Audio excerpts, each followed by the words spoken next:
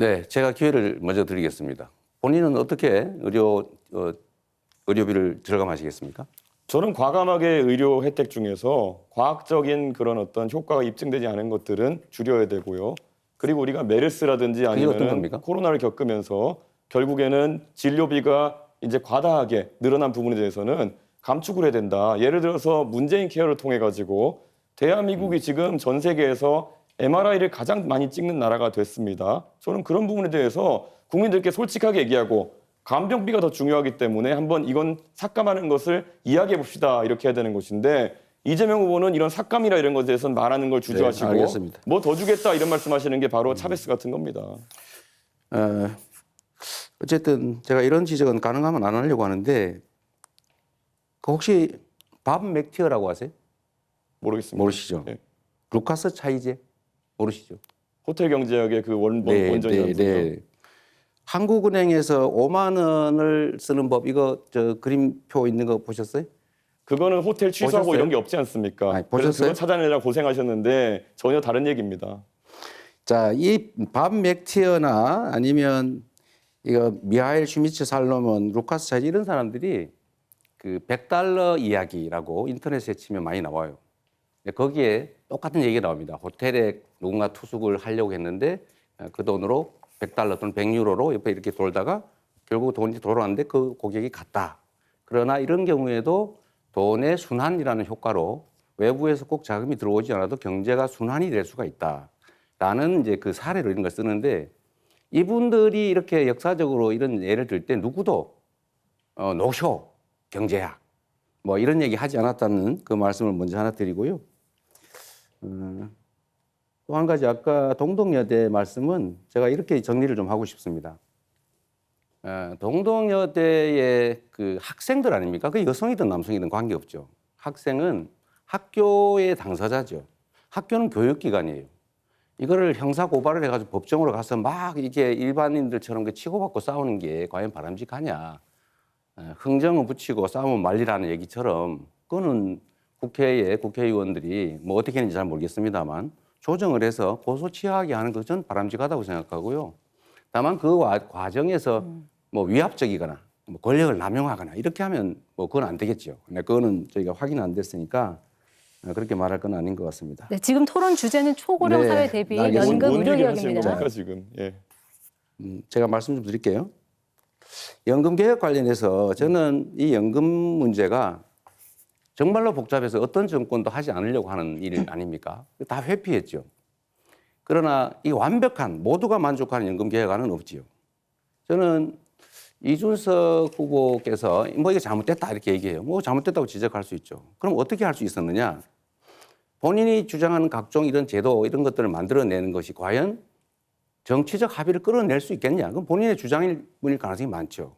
현실을 좀 인정할 필요가 있겠다. 정치는 길을 만들어내는 거죠. 뭐 잘못됐다 비평하는 것은 그건 정치가 할 일이 아니라 그건 비평가들이 하는 거다는 말씀을 먼저 좀 드립니다. 그래서 그 얘기를 먼저 한번 해보죠. 저는 이번 연금 개혁이 모수 개혁이라도 해낸 것 자체는 안 하는 것보다 낫다고 생각해요. 안 하는 것보다는 나은 것이기 때문에 그나마 부족하지만 했어야 됐다라고 생각하고 있는 성과라고 생각합니다. 이제 앞으로는 이제 구조 개혁을 해야죠. 이제 쉽지는 않은 일입니다. 아마 엄청난 진통이 있을 테고 잘 될지도 잘 모르겠어요. 이제 노력을 해야 되겠는데 이런 면에서 보면 우리 그 이준석 후보님은 신구 연금을 분리하자. 그러니까 지금까지 연금 낸 사람들은 따로 앞으로 낼 사람은 따로 이렇게 칸을 쳐가지고 새로 시작하자 이렇게 하시는데 그러면 기존 연금 대상자들에게 연금을 지급하려면 계산상 609조 원이 필요하다고 해요. 그럼 그 돈 누가 냅니까? 일단 그 문제에 대한 답이 좀 필요할 것 같고요. 연금 제도라고 하는 건 기본적으로 세대 간 연대를 하는 것입니다. 이거는 남이 아니잖아요. 부모도 있고 할아버지도 있고 자식도 있고 이게 서로 뭐 보험료도 내고 보험료 연금도 받고 하는 것인데 그런 식으로 자꾸 갈라쳐가지고 기존 제도 수혜자 새로운 대상자 이거 자꾸 갈라치고 남녀 갈라치고 이런 식으로 하는 거 좀 정치인으로서는 적절치 않다고 생각하는데 어떻게 생각하세요? 말 그대로 궤변을 하고 계신 거죠. 지금 사회적 연대나 세대 간의 연대 같은 걸 이야기하시는데 이번 합의 과정에서 과연 그러면 이득을 보는 세대는 어디이고 손해를 보는 세대가 어디인가 명백하거든요. 결국에는 지금 바로 소득 대체율을 올림으로 인해 가지고 받아가는 세대는 바로 받아가게 되고 네. 내는 세대는 4% 가까이 인상된 금액을 평생 내야 되는 것이고 그래서 5천만 원 더 내고 2천만 원 더 받아가는 구조다 이런 얘기가 나오는 거라서 대한민국의 젊은 세대는 가만히 앉아서 한 사람당 3천만 원 이상의 손실을 그냥 떠있게 된 거거든요. 네. 그리고 아까 자꾸 힘의 논리 같은 걸 얘기하시는데요. 본인들이 입법하는 것이 알겠습니다. 다수라 해가지고 옳은 게 충분히. 아닙니다. 법원 그렇게 겁박하고 하고 네. 본인 방탄하기 위한 입법한다 충분히 해서 그게 옳은 게 되는 게 말씀 아니라는 말씀 드립니다. 네. 김문수 후보님은 어떠세요? 예, 자동 조정 장치라고 하는 거를 도입하면 지금 연금 내는 사람은 언제 연금이 깎일지 몰라서 불안할 것 같아요. 네. 그 문제에 대한 대책을 좀 말씀해 주시고 어쨌든 저는 연금이라고 하는 기본적인 이념은 연대의 가치에 있다라고 생각해요. 나는 절대 손해 안 볼 거야라고 하면 연금이 불가능하죠. 의견 한번 말씀 주시죠. 자동 조동 장치는 국가가 상당한 부분을 책임져야 되는 장치인데 이것은 저는 필요하다고 봅니다. 특히 젊은 세대들이 여기에 대해서 매우 불안하게 생각하고 있기 때문에 자기들은 뭐 내기만 되고 나중에 빈 깡통 되는 거 아니냐 이런 우려를 해소해 줄 수 있는 가장 적극적인 조치가 바로 자동 조정 장치가 아니냐 네. 저는 그렇게 생각하고 우리 이재명 후보께서도 동의하실 줄 생각합니다. 저는 지금 단계로 그걸 도입하게 되면 연금을 내는 사람들이 불안해서 네. 연금에 대한 신뢰가 깨질 것 같아요. 지금 이미 연금 액수가 너무 적고 아직도 우리는 13% 정도를 내게 되는데 되게 OECD 평균 18% 아닙니까? 네.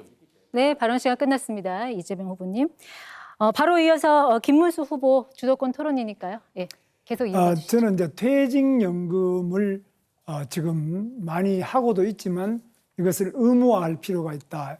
그래서 1층에는 국민연금, 2층은 퇴직연금, 3층은 개인연금 이렇게 해서 우리 국민 모두가 노후에 1, 2, 3층의 세 겹의 보호를 받을 수 있도록 하는 것이 매우 필요하다고 생각합니다. 그런데 이 퇴직연금은 대기업의 근로자들은 거의 적용되고 있지만 좀 작은 기업이 부족합니다. 이런 작은 기업들의 퇴직금을 연금화시키는 데는 목돈 마련이 필요한 근로자들에게 국가가 저리로 용자를 해준다든지 또는 그 목돈이 필요한 그 내부에 유보된 퇴직금을 자기 운영자금으로 쓰고 있는 중소기업인들에게 또 국가가 일정한 장기 저리 용자가 필요하다는 이런 것들을 주장을 하고요.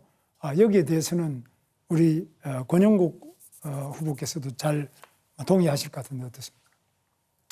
일단은 네, 뭐 연금 부분과 관련해서 이제 우리가 이 기간을 어떻게 설정하느냐에 따라 가지고 실제로 이 소득 대체율의 일정한 그 제한을 좀 풀어낼 수 있는 방법이 있다고 생각을 합니다. 어떤 거냐 하면 그 지금 이제 정년이 60세로 돼 있잖아요. 그러면 정년을 65세로 연장을 하고 이 기간을 국민연금의 가입 기간으로 늘리게 되면 그러면 실질적으로 가입 기간이 늘어남에 따라서 소득 대체액이 그만큼 증가하는 효과가 발생하죠. 네. 그래서 저 예. 시간이 이제 짧아가지고 그 정도 말씀드리겠습니다. 네네. 그리고 다음에는 우리 이재명 후보에게 네. 말씀드리는데 이재명 후보께서 지난 작년 1월달에 부산에 가셔서 불행하게도 그런 어려움을 겪으셨는데요. 저도 절대 그런 일이 재발돼서는 안 된다고 생각합니다. 그런데 부산대병원의 권역외상센터가 전국 1등의 병원 아닙니까? 네. 그런데 왜 그러면은 이재명 후보 본인께서 그때 부산대병원이 전국 최고 등급의 외상센터인데 서울대병원으로 옮기셨는데 이 과정에 또 이제 헬기를 타고 오셔가지고 네. 굉장히 이게 황제 헬기 아니냐. 저 사람 대통령 되기 전에 완전히 황제 행세를 하는 거 아니냐. 네. 그리고 저렇게 좋은 지방병원을 두고 왜 그러면 서울대병원으로 가느냐. 또 본인이 또 만든 성남의료원 또 있어요. 또 거기는 안 가요. 그리고 본인이 그렇게 자랑하고 이게 자신의 최대 치적이라고 하는 성남의료원도 안 가고 또 서울대병원은 가요. 그래서 이런 부분에 대해서 국민들이 이거 이상하다. 어떻게 좀 해명을 한번 해주시죠. 네. 뭐 이런 해명을 할 수 있는 기회를 주셔서 감사드립니다. 네. 우선은 그 성남의료원은 왜 안 가느냐. 성남의료원은 아마 혈관 수술하는 그런 인력이 없을 것 같아요. 그럼 뭐 검토를 못 해봤고요. 제가 서울대병원으로 가게 된 것은 일단 우리 가족들이 결국 장기간 입원을 해야 되기 때문에 서울 근처로 하면 좋겠다는 의견을 냈고 또 의료진이 그러면 서울대로 후송하는 게 낫겠다라고 판단해서 그렇게 했다고 합니다. 저야 뭐 그렇게 다치고 누워 있을 때니까 정확하게 잘 모르죠. 그런데 첫째는 그럼 본인이 성남의료원을 그렇게 자랑하고 이게 최대의 치적이라고 하셨거든요. 네. 그런데 거기에 본인이 거기에 오면 큰 상처는 아니고 뭐 그렇게 제가 볼 때는 그 성남의료원이 그것도 못할 정도 의료원인가. 성남의료원을 만든 그 굉장히 중요한 역할을 하신 분이 네. 그렇게 볼 때 그러면 제대로 이 성남의료원을 알고 계시는지 그거에 대해서 우선 어떻습니까? 성남의료원은 일반 병원들이 하지 않는 공공의료에 중점을 둔 병원이어서 이거는 뭐 그때 당시에 혈관 수술을 할 수 있는 역량이 있는지 제가 판단할 수 없고요. 두 번째로는 물어보지도 않으시고 잠깐 네. 네. 네, 하세요. 가능한 기회를 좀 주시면 좋지 않겠습니까?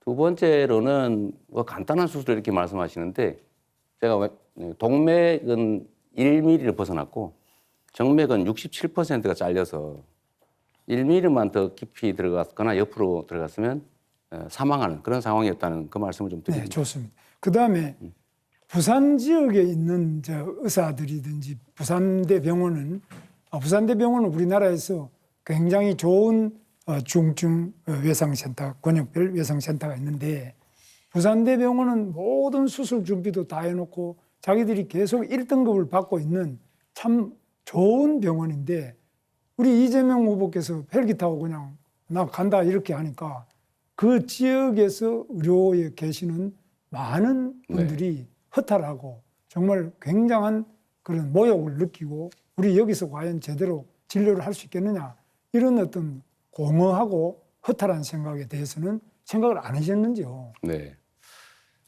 부산 시민들이나 부산 의료진들이 그런 좀 박탈감이나 소외감을 느꼈을 그 점에 대해서는 뭐 그때도 그렇고 지금도 제가 아쉽고 또 죄송스럽게 생각합니다. 그러나 또 한편으로 보면 이거는 가족들이 가까이서 개호를 하고 싶다라는 이제 의견을 냈다고 하고 저는 뭐 쓰러져 있었으니까요. 의료진들이 이건 가족들의 요구도 있고 서울대 병원으로 후송하는 게 낫겠다라고 판단했다고 하니까 그 점을 좀 이해를 해주시면 좋겠어요. 그러면 후송을 하더라도 그럼 꼭 헬기를 타고 와야 되느냐? 그렇게 중증이고 그렇게 위험하냐? 그렇게 위험해서 헬기를 이용하지 않으면 안 될 정도였다면 부산에 그대로 계시는 게 맞지 않겠습니까? 그래서 그럼 누가 그러면 어떤 사람은 부산대병원이 전국 1등인데 거기도 싫다 그러고 가족을 찾아서 가는데 그러면 뭐 지방 가서 다친 사람 전부 헬기 타고 자기 가족 옆으로 서울도 다 가야 됩니까? 그래서 그런 말씀은 제가 볼 때는 굉장히 우리 국민들과 의료진을 허탈하게 하고 특히 지역 균형 100번 이야기해봐야 본인의 행동으로 실천 자체가 지역을 너무 무시하는 거 아니냐 이렇게 생각합니다.